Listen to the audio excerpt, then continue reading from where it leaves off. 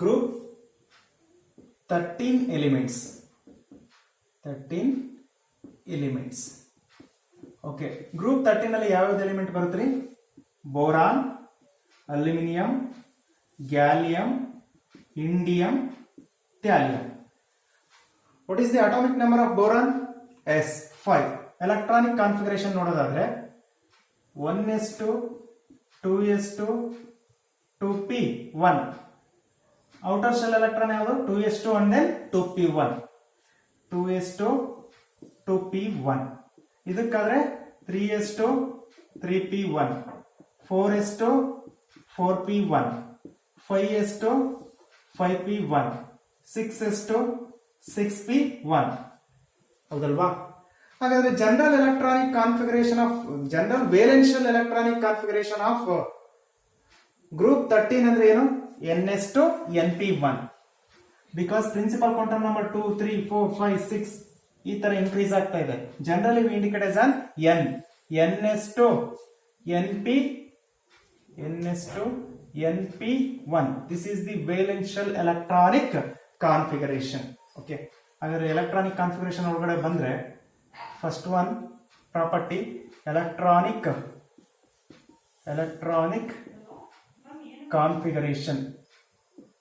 Electronic configuration ಏನಾಗ್ತಿದೆ ರೀ? Valential electronic configuration. Valential electronic configuration is ns2 np1. Second property ಬರೋದಾದ್ರೆ atomic radius.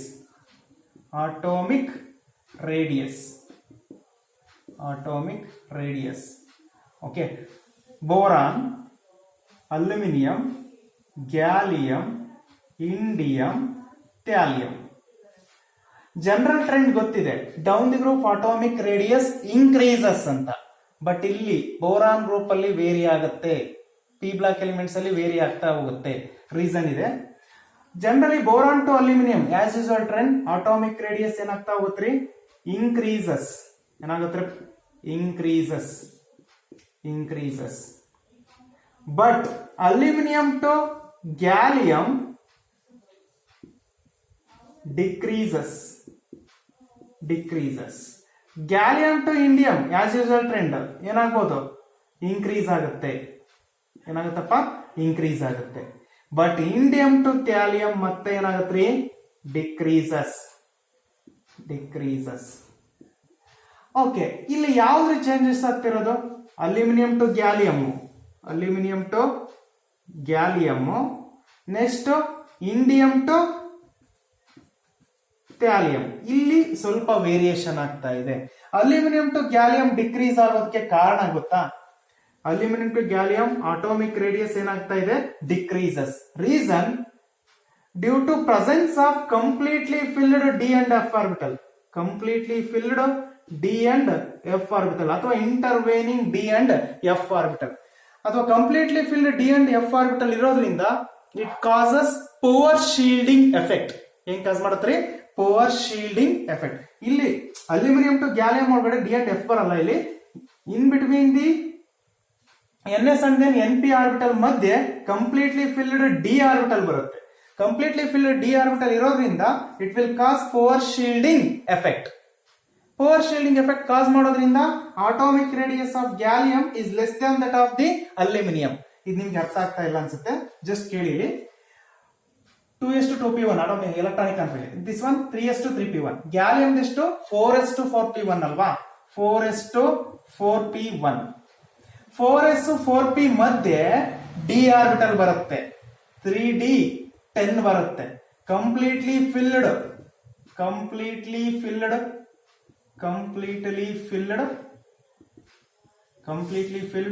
D orbital cause poor shielding effect. Poor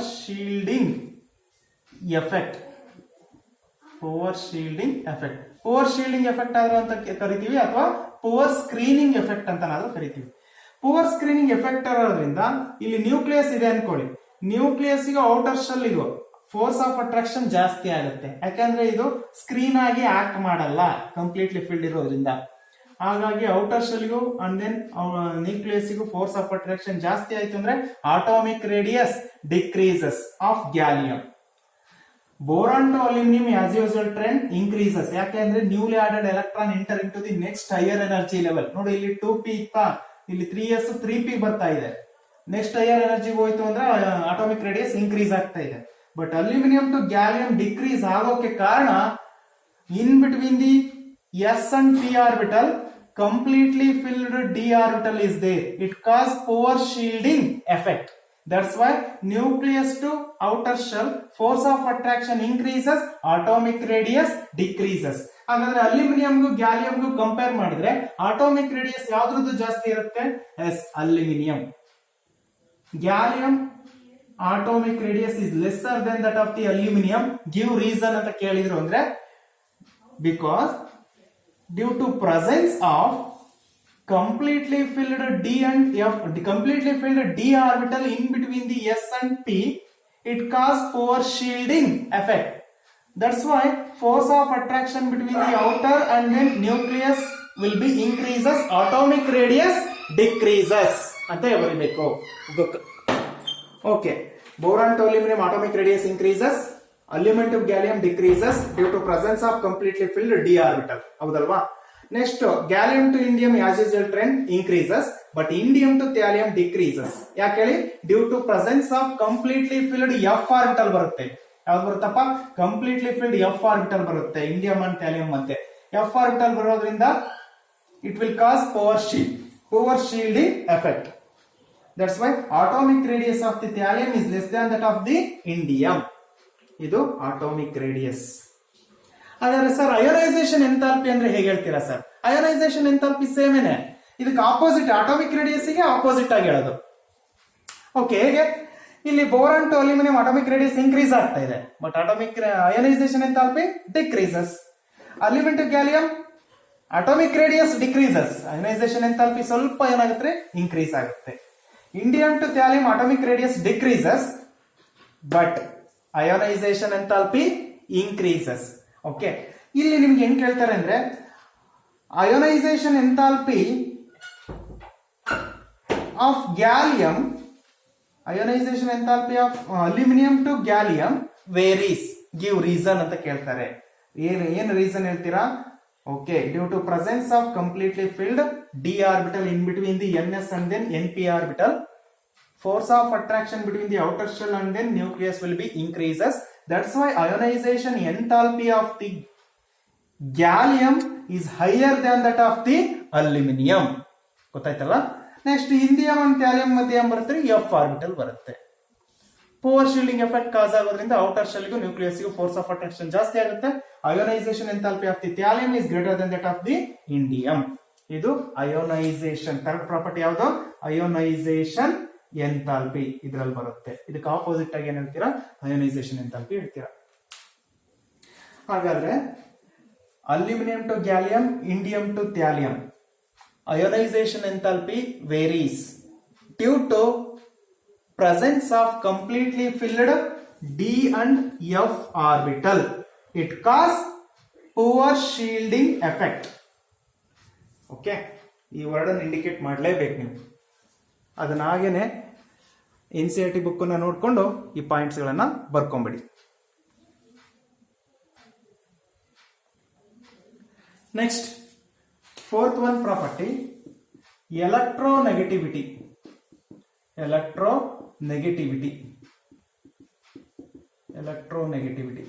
okay, electronegativity ಏನಾಗುತ್ತೆ? Boron, aluminium, gallium, indium and then thallium. ಇದರಲ್ಲಿ ನಿಮಗೆ ಗೊತ್ತಿರಲಿ, boron to aluminium electronegativity, boron to aluminium electronegativity ಏನಾಗ್ತಾ ಹೋಗುತ್ತೆ ಅಂದ್ರೆ decrease ಆಗ್ತಾ ಹೋಗುತ್ತೆ. ಏನಾಗುತ್ತೆ?